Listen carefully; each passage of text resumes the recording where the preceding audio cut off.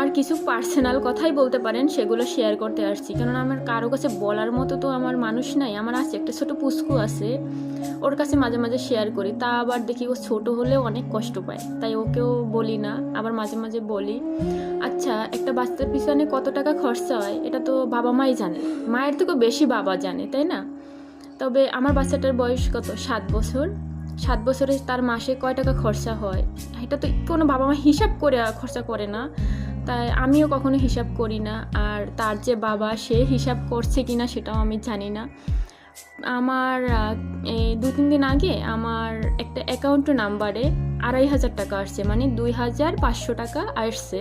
আমি ওটা দেখে আমি গুরুত্ব দিই না। পরে ভাবলাম যে টাকাটা আসলো কোত্থেকে, আমার অ্যাকাউন্ট নাম্বার তো কেউ জানে না, একমাত্র আমার পুস্কু, এই পুস্কু আমার বাচ্চার বাবা ছাড়া কেউ আমার ওই অ্যাকাউন্ট নাম্বার জানে না।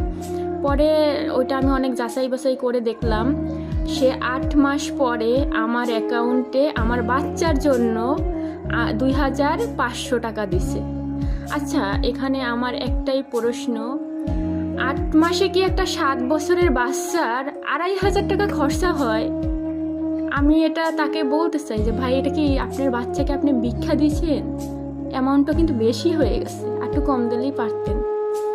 এই 8 মাসের খরচা আপনি তাকে দিয়েছেন কত, 2500 টাকা। আমি টাকাটা দেখেছি, আমার অ্যাকাউন্টে পড়ে আছে। আপনি চাইলে টাকাটা ব্যাক নিতে পারেন, হয়তো আপনার দিতে অনেক কষ্ট হয়েছে।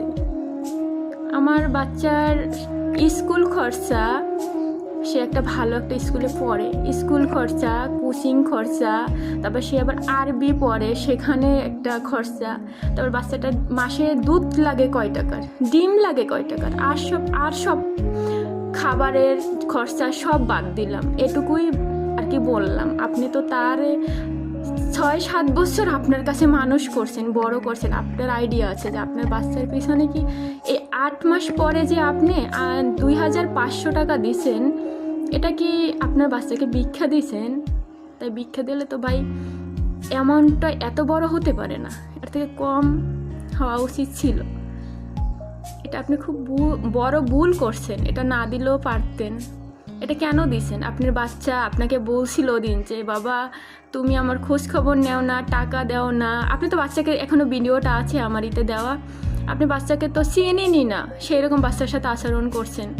তাহলে বাচ্চা আর কি বলে ফেলছিল যে বাবা তুমি আমার খোঁজ খবর নেও না, কিছু নেও না, তাহলে কি আমি তোমার নামে মামলা দিব? হয়তো আপনি সেটা ভেবে নিছেন যে মামলা দিলে তো আপনি করে ধরা, যে একটা বাচ্চাকে কেন আপনি খরচা দিচ্ছেন না, কেন তাকে ভরণ পোষণের কোনো দায়িত্ব নিচ্ছেন না।